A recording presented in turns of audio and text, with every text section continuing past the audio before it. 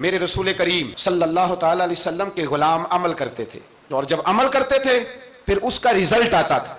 دین عمل کرنے کے لیے آیا ہے، جو حکم میرے نبی پاک کے غلاموں کو ملا انہوں نے عمل کر کے دکھایا، انہوں نے عمل کر کے دکھایا، وہ عمل کے میدان کے لوگ تھے۔ آج مسئلہ ہمارے ملک کا یہ ہے کہ ہمارے ملک میں صرف سیاستدان ہی جو ہے وہ غلط کام نہیں کرتا، یا بہت بڑی انڈسٹری ہو تو وہاں خرابی نہیں ہوتی، بلکہ ریڑھی والے کا بھی اگر ہاتھ پڑ جائے نا تو چھوڑتا وہ بھی کوئی نہیں، الا ماشاء اللہ۔ وہ بھی جو اچھے اچھے آم ہوتے ہیں وہ فرنٹ پہ لگائے ہوتے ہیں، اس نے دکھانے کے لیے اور ہوتے ہیں اور دینے کے لیے اور ہوتے ہیں، اور وہ کہتا ہے کہ یہ بھی تو میں نے بیچنے ہیں نا، تو بھئی اگر یہ بھی بیچنے تھے تو اکٹھے لگانے چاہیے تھے، لیکن معیار ہے نا ہمارا۔ یاد رکھنا، رزلٹ نیتوں کا آتا ہے، ارادوں کا آتا ہے، عمل کا آتا ہے۔ گفتگو کا رزلٹ، آپ بڑا اچھا سبق سنا لیں تو پیپر نہ دیں تو پاس ہوں گے کہ فیل؟ آپ تو کہہ رہے تھے وہ مجھے سارا ہی آتا تھا۔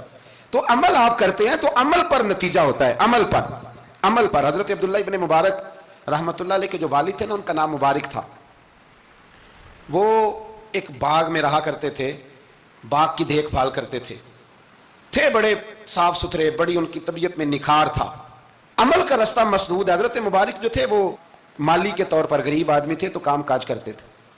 تو ایک دن باغ کا مالک آ گیا، اس نے آ کے آپ سے کہا کہ کنوں کا باغ تھا، اس نے کہا کہ لاؤ ایک، کنوں لا کے دیا تو کھٹا تھا، اس نے کہا یہ نہیں ٹھیک، دوسری درخت سے لاؤ، دوسرے سے لائے تو وہ بھی کھٹا تھا، تیسرے سے لائے وہ بھی کھٹا تھا۔ کہنے لگا بیٹے کتنے سال ہو گئے تمہیں؟ تو فرمانے لگے 10-12 سال۔ تو کہنے لگے تمہیں ابھی بھی نہیں پتا کس جگہ کا کنوں میٹھا ہے، سارے کڑوے لائے ہو؟ تو آپ فرمانے لگے آپ نے مجھے دیکھ بھال کے لیے رکھا ہوا ہے، کنوں چکھنے کے لیے نہیں رکھا، مجھ سے قسم اٹھا لیں کبھی میں نے چکھا بھی ہو، اس لیے کہ میرے ذمے اور کام۔ باغ کا مالک اتنا خوش ہوا کہ اس نے آزاد بھی کر دیا، اپنی بیٹی کا نکاح بھی کر دیا، اور وہ باغ بھی آپ کو تحفے میں ہی دے دیا۔ ان کے گھر حضرت عبداللہ بن مبارک پیدا ہوئے۔ ان کے والد گرامی کہتے ہیں کہ ایک دن پھر ایسا ہوا کہ میں نے نا باغ بڑا سجایا، سوارا، محنت کری، بادشاہ آ گیا۔ تو بادشاہوں کو بھی کچھ چیزیں پسند آ جاتی ہیں نا، تو بادشاہ آ گیا، اس نے دیکھا بڑا سجا سنورا باغ ہے، اس نے حضرت مبارک سے کہا کہ مجھے نا جوس بنا کے پلاؤ کنوں کا۔ تو حضرت نے اسے نا جوس دیا، اس نے پیا تو بڑا مزہ آیا، کہنے لگا ایک گلاس اور نہیں دیتے؟ تو حضرت اور بنانے لگے تو اس کے دل میں نا اس سے پہلے خیال آ گیا کہ باغ بڑا شاندار ہے اور پھل بھی بڑا مزیدار ہے، تو قبضہ نہ کر لوں، اپنا ہی نہ ہو جائے، یہ اس کو دیتے ہیں تھوڑے بہت پیسے، یہ نکل جائے گا، نہ بھی نکلا تو ڈانٹ دیں گے۔ اتنی دیر میں نا حضرت مبارک رحمۃ اللہ تعالیٰ علیہ ایک گلاس شربت کا اور بنا کے لے آئے، بادشاہ کو دیا نا، تو اب جو گلاس آیا تو کڑوا تھا، کسیلا تھا، کھٹا تھا۔ تو بادشاہ کے گلے کو پڑا تو کہنے لگا یہ تم نے کیا کیا؟ پہلے تو بڑا میٹھا تھا، باغ وہی ہے تو ذائقہ کیسے بدل گیا؟